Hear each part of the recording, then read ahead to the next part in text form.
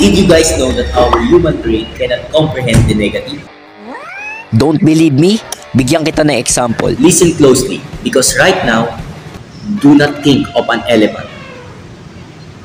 Exactly right? This is how I overcame my mistakes while playing this space tip.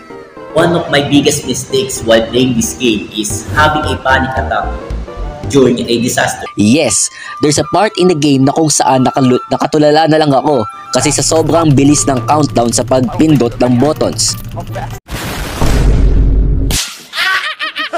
How I overcame that mistake, Or what I did do differently after that game. don't think about crashing your spaceship, just focus on your task.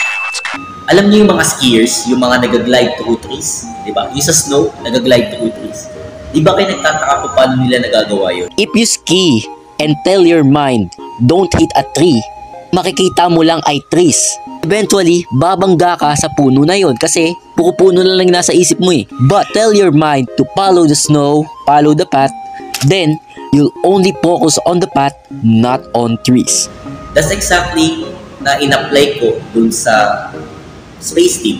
If you focus only on finding the button instead of focusing on crashing your spaceship, you'll find the button you are looking for. Basta ang alam ko lang, goal ko.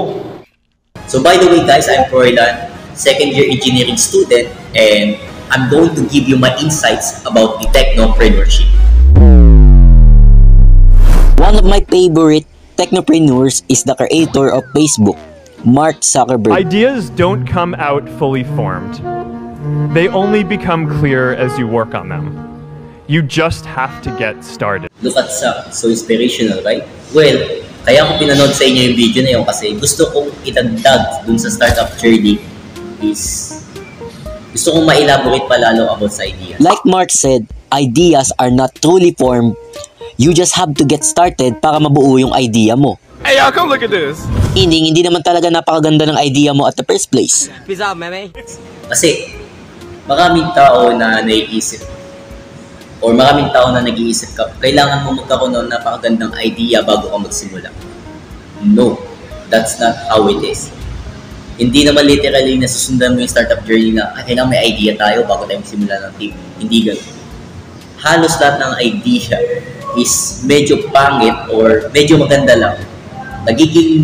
Nagbo-bloom lang yung idea na yun kapag if you work towards for it or if you work for it, di ba? I have a similar experience regarding this.